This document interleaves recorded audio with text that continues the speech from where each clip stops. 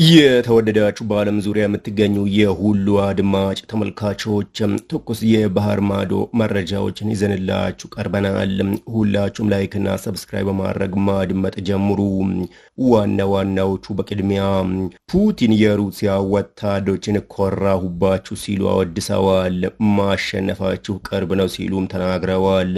የሩሲያ ወታደሮች ቀጣይነት ያለው ግስጋሴ እያስመዘገቡ የዩክሬን ኃይሎችን ወደ ምዕራብ እየገፉ መሆናቸውን ፑቲን በዛሬው ዕለት አጽንኦት ሰጥተዋል። የሞስኮ ሚዲያዎች ከደቂቃዎች ፊት እንደዘገቡት የሩሲያ ወታደሮች በዶኔትስክ ሁለት መንደሮችን በመቆጣጠር ግስጋሴያቸውን አጠናክረው ቀጥለዋል። በሌሎች ክልሎችም በዛፓሪዣ በሊማና በሌሎችም አካባቢዎች ወደፊት እየገፉ መሆኑ ተገልጿል። በአውሮፓና በአሜሪካ የጦር መሳሪያ እየሰበሰበች የምትገኘው ዩክሬን ጠንካራ መከላከል እያደረኩ ነው ብላለች። ይህ በእንዲህ ያለ የፖላንድ ጠቅላይ ሚኒስትር ሩሲያ በቀላሉ አትሸነፍም ብለዋል። ሩሲያውያን ለመታገልና መስዋዕትነት ለመክፈል ከፍተኛ ቁርጠኝነት እንዳላቸው ዶናልድ ቱስክም ተናግረዋል። ሩሲያውያን እኛን ለመታገልና መስዋዕትነት ለመክፈል ከፍተኛ ቁርጠኝነት አላቸው ብለዋል። ማለት እነሱ ለመዋጋት ዝግጁ ናቸው፣ ለመስዋዕት ዝግጁ ናቸው፣ ለመሰቃየትም ዝግጁ ናቸው በማለት ተናግረዋል። እነዚህን ሌሎችን መረጃዎችን በዝርዝር የምትሰሙ ይሆናል። መልካም ቆይታ። የዩክሬን ከተሞችና አካባቢዎች በሩሲያ ሚሳይልና ድሮን እየታረሱ መሆኑ ተዘግቧል። የሩሲያ ኃይሎች በፖልታቫ ክልል ላይ ጥምር ሚሳይልና ድሮን ጥቃት በማድረስ የኢነርጂ መሰረተ ልማት አውታሮች ላይ ከፍተኛ ጉዳት ማድረሳቸው ተዘግቧል። እንደ ዩክሬን ፎረም ዘገባ ከሆነ ሩሲያ በአንድ ጀንበር በመቶዎች የሚቆጠሩ ድሮኖችና ሚሳይሎችን በመጠቀም ከፍተኛ ጥቃት ሰንዝራለች። የዩክሬን ጦር በሰጠው መግለጫ ላይ በዚህ ምሽት ጠላት ሚሳይሎችና ዩኤቪዎችን በመጠቀም በፖልታቫ ክልል ከፍተኛ ጥምር ጥቃት ፈጽመዋል ብለዋል። በበርካታ ቦታዎች ላይ ቀጥተኛ ጥቃቶች ደርሰዋል፣ ከፍተኛ ጉዳትም ደርሷል ማለት ጦሩ ገልጿል። የኢነርጂ መሰረተ ልማት ተቋማት ተጎድተዋል ሲልም መግለጫው አስታውቀዋል። በፖልታቫ ማህበረሰብ ውስጥ የድሮን ቁርጥራጮች በአንድ የግል ቤተሰብ መኖሪያ ላይ ጉዳት ደርሰዋል ብለዋል። በደረሱ ጥቃቶች በሰው ላይ ምንም ጉዳት እንዳልደረሰም ተናግረዋል። በተመሳሳይ መረጃ የራሽያ ወታደሮች በዲኒፕሮፔትሮቭስክ ክልል ላይ በምሽት አልባ አውሮፕላኖችን በመጠቀም ከባድ ጥቃት ሰንዝረዋል ሲል ዩክሬን ፎረም ዘግበዋል። የዲኒፕሮፔትሮቭስክ ክልል ወታደር አሰር ኃላፊ የሆኑት ሰርሄ ሊሳክ በፌስቡክ ላይ ሩሲያ በአካባቢው ላይ ከባድ ጥቃት እንደሰነዘረች አረጋግጠዋል። ትናንት ምሽት ጠላት በዩኤቪዎች አካባቢውን አጠቃ ብለዋል። በዲኒፕሮ ውስጥ ከፍተኛ የፍንዳታ ድምፅ ተሰምተዋል። በከተማ እጅግ ከባድ የእሳት ቃጠሎ ተነስተዋል። የአደጋ ጊዜ አገልግሎቶች እሳቱን እያጠፉ ነው ብለዋል። በዲኒፕሮ ፔትሮቭስክ አውራጃ ውስጥ ከሚገኙት መንደሮች ውስጥ በአንዱ ላይ 4 የግል ቤቶችም ተጎድተዋል።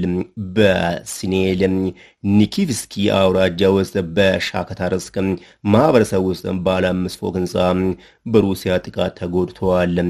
መስኮቶቹ ተሰባብረዋል። ሩሲያውያን በማለዳው ኢላማ ባረጉበት በሜዝሆቫ የአካባቢ ነዋሪ መኖሪያ ቤትም ጉዳት ደርሶበታል። በኒኮፖል አውራጃም ሁኔታ አስጨናቂ መሆኑን የዩክሬን ጦር በመግለጫው ላይ ገልጸዋል። ጠላት የማርሄኔትስ ማህበረሰብን በድሮንና በከባድ መሳሪያ አጥቅተዋል፣ ያስከተለው ጉዳት እየተጣራ ነው በማለት ሰርሄ ሊሳክ ተናግረዋል። በሌላ መረጃ የፖላንድ መሪ ሩሲያ በቀላሉ አትሸነፍም ብለዋል። ሩሲያውያን ለመታገልና መስዋዕትነት ለመክፈል ከፍተኛ ቁርጠኝነት እንዳላቸው ዶናልድ ቱስክ ተናግረዋል። የፖላንድ ጠቅላይ ሚኒስትር ዶናልድ ቱስክ የሩሲያ የጦር ኃይሎች ከዩክሬን ከአውሮፓ ደጋፊዎች የበለጠ ቁርጠኝነትና ሞራል አላቸው ብለዋል። ሐሙስ ዕለት በኮፐንሃገን በተካሄደው የአውሮፓ የፖለቲካ ማህበረሰብ ጉባኤ ላይ ምዕራባውያን ለዩክሬን ስለሚያደርጉት ድጋፍ ሲወያዩ ነው ይህንን የተናገሩ ሲል አርቲ ዘግበዋል። ሩሲያውያን እኛን ለመታገልና መስዋዕትነት ለመክፈል ከፍተኛ ቁርጠኝነት አላቸው ማለት እነሱ ለመዋጋት ዝግጁ ናቸው፣ ለመስዋዕት ዝግጁ ናቸው፣ ለመሰቃየትም ዝግጁ ናቸው ብለዋል ቱስክ አክለውም ከሩሲያን ስነልቦና ጥቅም ጋር ሲወዳደር የምዕራባውያን መንግስታት በበቂ ሁኔታ ቆራጥ አይደሉም፣ በበቂ ሁኔታም አልወሰኑም ሲሉ ተከራክረዋል። አክለውም ሩሲያ ዩክሬን ካሸነፈች በኋላ ወደ ምስራቅ አውሮፓ ልትዞር እንደምትችል ማስጠንቅቀዋል። የሩሲያ ወታደሮች በዩክሬን ላይ ካሸነፉ በቀጣይ ሀገሬ ትወረራለች፣ አውሮፓም እንደማይቀርለት ምንም ጥርጥር የለኝም ሲሉ ተናግረዋል። የሩሲያው ፕሬዝዳንት ቭላዲሚር ፑቲን በዛሬው ዕለት በሶቺ በተካሄደ የቫልዳ የውይይት ክበብ ስብሰባ ላይ እንደተናገሩት ሞስኮ ኔቶ አባላትን የማጥቃት እቅድ የላትም። በተጨማሪ ፑቲን ሩሲያ ወረቀት ነብር ናት የሚለውን የትራምፕን ሀሳብም ውድቅ አድርገዋል። ትራምፕ ሩሲያ ትንሽ የጎረቤቷን ማሸነፍ ያልቻለች የወረቀት ነብር ናት ማለታቸውን ተከትሎ ፑቲን በሰጡት ምላሽ የሩሲያ ጦር በዓለም ላይ እጅግ ኃያሉ ጦር መሆኑን ገልጸዋል። ሩሲያ በዩክሬን ውስጥ ከመላው ኔቶ ጋር እየተዋጋች መሆኑም ፑቲን ገልጸዋል። አክለውም የሩሲያ ወታደሮች ቀጣይነት ያለው ግስጋሴ እያስመዘገቡ የዩክሬን ኃይሎችን ወደ ምዕራብ እየገፉ መሆኑን አጽንኦት ሰጥተዋል። ፑቲን ባለፈው ወር ፖላንድ ሞስኮ በሰው አልባ አውሮፕላኖች ወረረችን ስትል፣ ኢስቶኒያ በኩሏ 3 የሩሲያ ተዋጊ ጀቶች የአየር ክልሏን ለ12 ደቂቃ ጥሰዋል ስትል ክስ ሰንዝራለች። ዴንማርክም የሩሲያ ድሮኖች ወደ አየር ክልሏ እንደገቡ ገልጻለች። ሩሲያ ሁሉንም ክሶች መሰረተ ቢስ ብላ ውድቅ አድርጋ ሀገሮቹ ሞቅታ ፈላጊ ናቸው ማለትም ከሳለች። በሌላ መረጃ የሩሲያው ፕሬዝዳንት ቭላዲሚር ፑቲን የፈረንሳዩ መሪ የሩሲያ ነዳጅ ዘይት መርከቦች እንዳይንቀሳቀሱ ይደረጉ ያሉበትን ንግግር የባህር ወንበዴ ሲሉ አውግዘዋል። ሐሙስ ዕለት በሶቺ በሚገኘው የቫልዳ የውይይት ክበብ ንግግር ሲያደርጉ ፑቲን አንዳንድ የአውሮፓ ሀገራት የሩሲያ ሰው አልባ አውሮፕላኖችና መርከቦች ወደ ክልላቸው እንደገቡ እየተናገሩ ነው፣ ነገር ግን በጭራሽ አልሆነም፣ በጭራሽ ሊሆን አይችልም ብለዋል። የመገናኛ ብዙሃን ዘገባዎች ባለፈው ወር በዴንማርክ አየር ማረፊያዎችና ወታደር ቦታዎች አቅራቢያ ከታዩት ማንነታቸው ካልታወቁ ሰው አልባ አውሮፕላኖች ጋር የተያያዘ ሊሆን እንደሚችል ጠቁመዋል። ዩኤቪዎች ሩሲያዊ ሊሆኑ እንደሚችሉ የሚጠቁሙ አስተያየቶች ነበሩ፣ ነገር ግን ሞስኮ ክሱን ውድቅ አድርጋለች።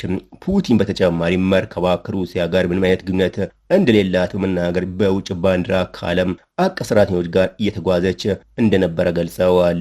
የሩሲያ ውጭ ጉዳይ ሚኒስትር ቃል አቀባይ ማሪያ ዛሃሮቫ ፈረንሳይን በእንቆቅልሽ ቋንቋ በመናገር ተችተዋል።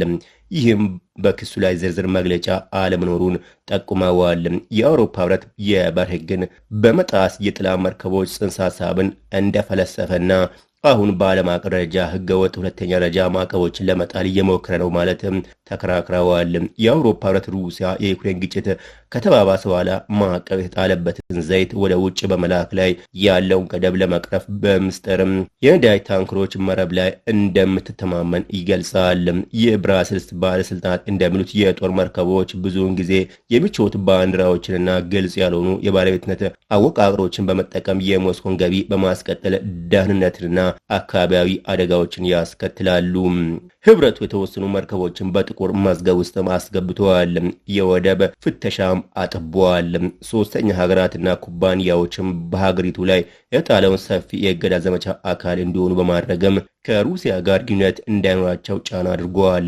ፑቲን የፈረንሳይ መንግስት በሀገሪቱ ያለውን የቤት ውስጥ ችግር ትኩረት ለማስቀየር ለማዘናጋት የሚያደርገው ሙከራ እንደሆነ ጠቁመዋል።